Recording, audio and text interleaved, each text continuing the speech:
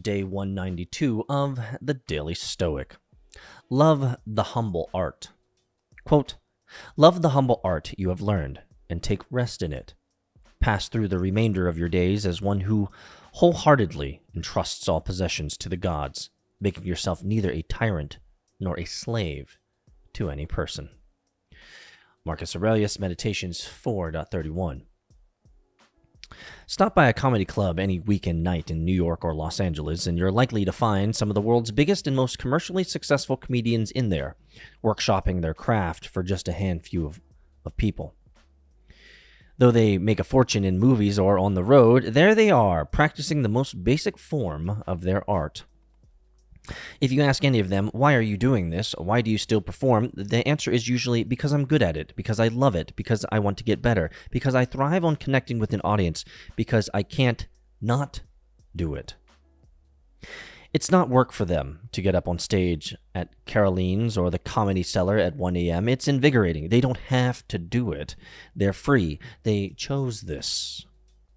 Whatever humble art you practice, are you sure you're making time for it? Are you loving what you do enough to make the time? Can you trust that if you put in the effort, the rest will take care of itself? Because it will. Love the craft. Be a craftsman. I could not agree with this anymore.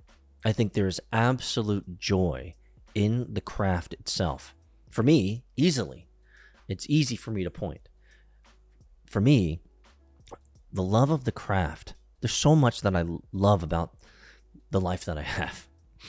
But in the context of love of the craft, it's so easy for me to point it out. I love building companies with amazing people, giving them the autonomy, giving them the tools, and giving them the freedom to exercise, execute within their skill sets, their capabilities, their talents to the utmost. Like, that is exciting. I love that art, that process. I love building things that go fast, race cars, supercars, exotic cars, right? Go-karts. For me, there's joy in the craft itself. And yes, we're moving towards a goal, right? We want the business to succeed, or we want the product to launch and be successful, or we want the cart to be tuned and ready for maximum speed. Yes, we want all of this. These are the end goals of the process and of the craft. But I'll tell you,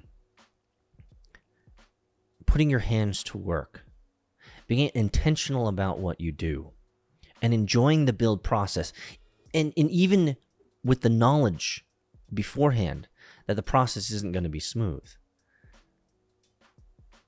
it quickens me. It livens me up. It makes me come alive. I think there's, just like the title here, love the humble art. And as Marcus Aurelius says here, love the humble art that you have learned and take rest in it. Pass through the remainder of your days as one who wholeheartedly entrusts all possessions to the God, making yourself neither a tyrant nor a slave to any person. It's fascinating how fast time goes by when your brain is and your hands are engaged in valuable work.